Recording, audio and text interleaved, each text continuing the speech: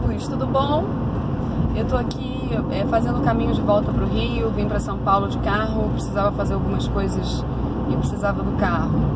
E vamos lá, como eu disse para vocês, eu não tô com muito tempo agora para fazer vídeo, então eu prefiro fazer agora que eu tô no caminho para compartilhar com vocês o conhecimento um pouco que eu posso me lembrar agora do curso do Dr. Pineal, do Dr. Sérgio Felipe Oliveira, no Instituto Pineal Mind, ali em São Paulo. Eu vim para isso, né? Para quem não sabe, eu sou psicóloga, trabalho muito com o olhar holístico integral, e o Dr. Sérgio me chamou muito a atenção em todos os vídeos que eu assisti dele. Foram, assim, muitos os vídeos que eu assisti antes de decidir fazer esse curso. E realmente ele tem a linguagem perfeita para todo mundo que gosta do meu canal, que assiste pessoas parecidas, né, que gostam dessa pegada de ciência e espiritualidade. Essa primeira aula era sobre... Primeiro eu gostaria de dizer que eu adorei atender em São Paulo. Eu estou planejando vir mais a São Paulo. E São Paulo é uma cidade... Eu adoro São Paulo. Estou pensando em sair do Rio, inclusive, por conta da violência. Não que eu tenha sofrido alguma violência, mas eu acho que o Rio está com uma atmosfera, até no trânsito, as pessoas estão mal educadas, estão infelizes, não sei. Então eu estou com essa ideia de sair do Rio, e eu fiquei muito feliz de ter vindo essa primeira vez, ter dado tudo certo.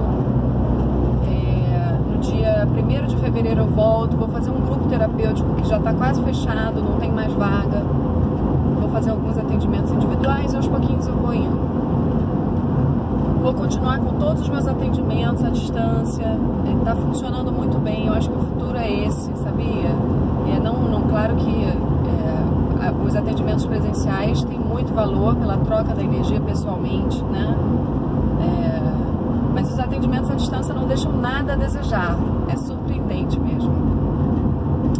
Vamos lá, então. Essa primeira aula que eu tive, a ideia era ele falar sobre o cérebro, né? O cérebro como sendo um veículo da manifestação do espírito. Então, ele falou bastante sobre o que é o pensamento, né? Do que é formado, né? O que é o pensamento. No final das contas, o pensamento é energia. E é ele que manda literalmente em tudo. Então, assim, a aula foi bastante sobre isso, né? Entrando mais na parte científica disso. Falou da parte que a gente primeiro capta através dos sensores, né? Dos sentidos, depois passa para a parte motora. E isso, para quem já tem estudo na área da psicologia, é óbvio, mas o legal é que ele dá esse olhar junto com a espiritualidade, né? E ele fala desde a origem do universo, né? Fala dos átomos, das subpartículas, do que é formado o cérebro, de como é que se dá no corpo todo esse sistema para que o espírito possa se manifestar, né? Ele colocou pra gente as fórmulas, né? A fórmula do espírito e a fórmula da matéria. É uma coisa muito interessante, tudo se trata da velocidade da frequência, né? E da frequência em si. Então, o campo sutil é um campo que obviamente existe. A fórmula é basicamente a mesma, né? Só muda a velocidade. E pessoal, existe mesmo. O mundo sutil existe. As outras dimensões estão aí. Ele está fazendo inúmeras pesquisas legais. Ele falou sobre muita coisa, inclusive a visão da nossa relação com a natureza, né? Da nossa falta de espiritualidade, mesmo a gente frequentando centro, mesmo a gente lendo livros, né? Dizendo que tem fé, que não sei o que, e a forma que a gente não tem a menor consciência ao lidar com a natureza, né? Você comer animal é algo que, se você abriu, pelo menos despertou, é algo que você vai ficar desconfortável em fazer, né? Porque os animais você olha, e eu achei interessante porque ele coloca isso na aula, e eu vibro por dentro porque justamente faz parte do que eu vivo, né? Eu já estava pensando em fazer um vídeo para vocês sobre a época do Natal, o absurdo que acontece com os perus. Para os perus poderem estar nas nossas mesas, o que acontece é uma violência, o que acontece é uma coisa completamente antinatural. É um sofrimento desses animais.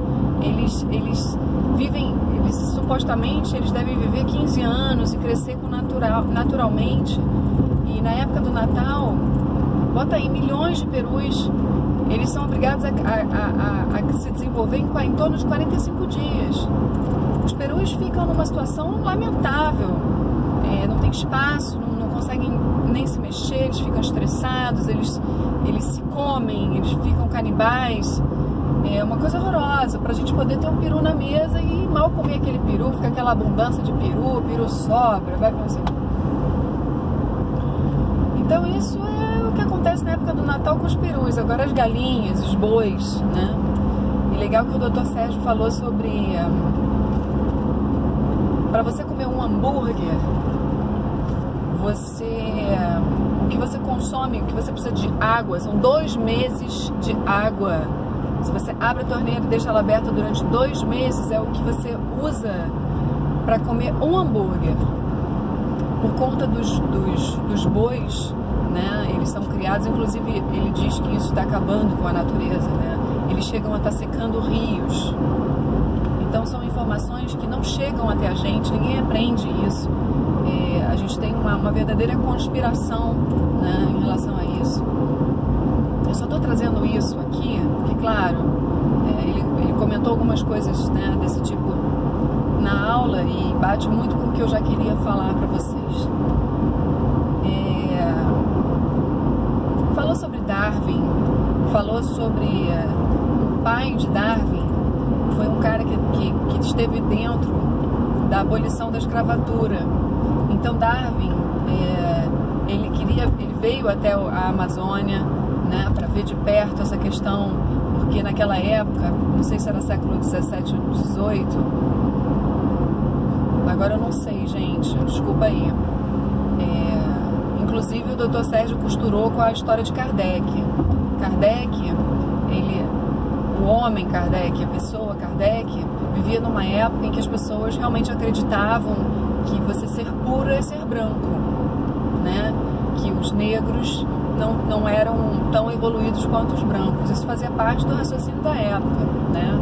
O Dr. Sérgio não acredita que isso tenha interferido no Livro dos Espíritos, por exemplo, tá?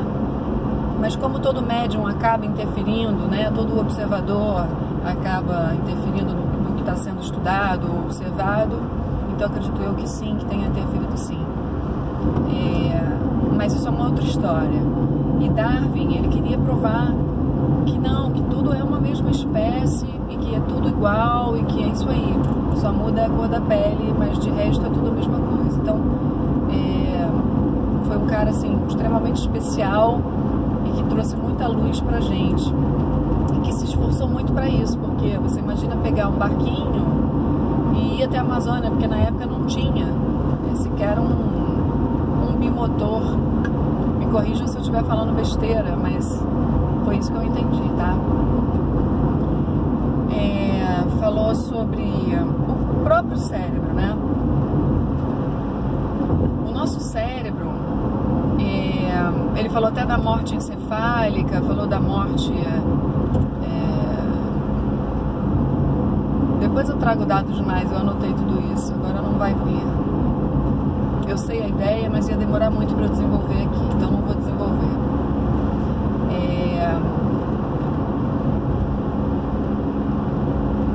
Então, ele colocou essa questão do cérebro e a questão do pensamento e da imaginação. Fizeram algumas experiências, né? Teve um tenista que entrou em coma. Enquanto ele estava em coma, falaram para ele assim: fulano, sei que você pode não estar ouvindo, mas se você estiver me ouvindo, gostaria que você imaginasse agora que você está jogando tênis. Aí, enfim, colocaram lá o contraste, né, para fazer uma espécie de ressonância e ver a movimentação cerebral naquele momento em que ele estava se imaginando jogando tênis.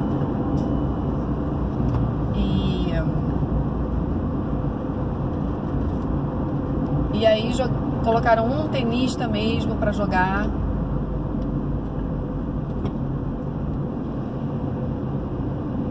E fizeram a mesma coisa. Então a movimentação do cérebro era a mesma, tá, gente? Não tinha diferença nenhuma. Então isso prova que a imaginação e o pensamento surtem o mesmo efeito no cérebro, né? Então a gente precisa estar muito atento ao que a gente imagina, ao que a gente pensa, porque fica meio que vibrando, tudo que a gente pensa, imagina, fica em torno de 6 horas no nosso sistema ali, né? Trabalhando. Então o que a gente cria é muito perigoso, e a imaginação, ela é real. Então se a gente tem muito medo, ela é real no sentido do nosso corpo físico, ela vem, o nosso cérebro não sabe a diferença. Então a gente tem que ter muito cuidado com essa questão do pensamento, literalmente tentar se trabalhar, não só com a espiritualidade, mas com a ciência também, né? Com a psicologia, com trabalhar a mente, trabalhar as crenças, porque as nossas crenças ocultas, por exemplo, de medo, quando você tem muito medo, literalmente você imagina coisas muito negativas que não aconteceram, né? E o seu cérebro, ele está captando aquilo como se fosse real. Então é claro que o pensamento provoca emoção, provoca uma reação no seu corpo, e isso provoca doenças, né? Então muitas doenças são provocadas pelo mau uso do pensamento, né? Outras doenças você vem de uma maneira kármica para resolver, né? Enfim, são várias as razões mesmo. Mas o teu sistema todo fica abalado, seja com imaginação, seja com pensamento. Então por isso que tem aquela frase que dizem que, eu acho que é a frase de Einstein, mas todo mundo diz que Einstein que falou tudo, né? A imaginação não tem nenhum limite, né? Você literalmente pode trabalhar com a sua imaginação, que ela cria, você acaba até materializando as coisas. Então não tem muita diferença não, tá? É mais ou menos isso. Ele trabalhou com por A mais B, as fórmulas e tudo mais, provou que de fato a ciência está se aproximando muito daquilo que, quer dizer, o esforço dele com as pesquisas é esse, né? Ele falou de algumas experiências dele na Alemanha, nos Estados Unidos, enfim, ele tem lá uma universidade que faz parceria, né, com esses trabalhos de pesquisa, vai abrir pra gente, né, em breve, durante o curso, os trabalhos mais práticos, né, com os grupos de dependência química, com os grupos de suicídio, vida após a morte, pacientes amputados para estudar o perispírito, né, a dor fantasma e tudo mais, o membro fantasma, né. Então eu acho que vai ter muita coisa legal. Depois eu vou colocando para vocês, eu prometo, um material mais completo, mais detalhado, mas aí eu acho também que nos vídeos dele vocês conseguem achar, né, com ele mesmo falando, ele mesmo explicando, que eu acho melhor. Aqui eu só quero fazer essa chamada para vocês poderem ter uma curiosidade, se quiserem ou não, enfim. Mas eu acho muito interessante. Ele não entrou ainda na glândula pineal, mas ele entrou em todo o esquema, né, dos prótons, elétrons, do que é feito o cérebro, as mitocôndrias, todo esse processo de passagem dos cromossomos, e desde o início da fecundação até os dias de hoje, assim, quando a gente já está mais desenvolvido. O que acontece? O que acontece com as pessoas que são vistas como deficientes, né? E a gente que é deficiente afetiva, porque não sabe lidar com elas, as escolas não estão prontas para lidar com esses seres humanos, espíritos que escolheram vir com esse personagem, né, aqui, para poder lidar com as questões que eles precisam para a evolução, para o aprendizado e tudo mais. Então falta na gente mais amor, no sentido de empatia, de olhar e se colocar na perspectiva do outro, né? Principalmente em relação a essas pessoas que vêm com deficiências, sejam físicas, sejam mentais, mas que com certeza elas têm um outro tipo de acesso, né? A vida, a percepções que a gente não tem. E isso não significa que elas sejam menos ou mais. Então toda essa história também ele trouxe. Ele tocou piano no intervalo, até ele faz toda hora analogia com a música, né? Como se tudo fosse uma grande composição, né? E não adianta nada você ter uma partitura, né? E aprender a ler e tal, e não aprender a tocar, para então você colocar alma naquilo, né? Porque senão você não vai saber, vai fazer sons que não fazem sentido. Então a alma, quando conecta com a partitura, quer dizer, com o conhecimento, com a consciência das coisas, ela precisa ir para a prática, né? A espiritualidade não é o conhecer, não é o teorizar, ela é a prática. E é como a música, você precisa colocar ela em prática e tocar e colocar a sua forma única no mundo, né? Enquanto você não coloca o seu particular, o que você tem de especial, o que você tem de único, né? Porque você não consegue se conectar ao seu propósito, né? E aí você é mais um aí, né? Fica desconectado da existência, mas você é muito importante na rede, né? E ele fala muito isso, dessa manta de amor, esse manto de amor energético que tem no universo, né? E nós somos um universo. E ele coloca, o que vocês acham que tem no centro da Terra? No centro da Terra tem ferro líquido. E aí é envolto por oxigênio. E nós, né, dentro das nossas, do nosso sangue, por exemplo, nós temos ali ferro e oxigênio. Então que nós somos um universo. É a mesma composição, né? E quando a gente não aprende a ler e a tocar um instrumento, não aprende a ler a partitura, a tocar um instrumento da nossa forma única, todo o planeta sofre, e todos os que estão ligados a esse planeta sofrem junto. E tudo é o amor, né? Só a gente abrir o olho e olhar de fato para as pessoas que estão ao nosso redor, sair do nosso eu. Quando a gente está muito na gente, a gente não vê em volta, né? Então está todo mundo muito cego ainda.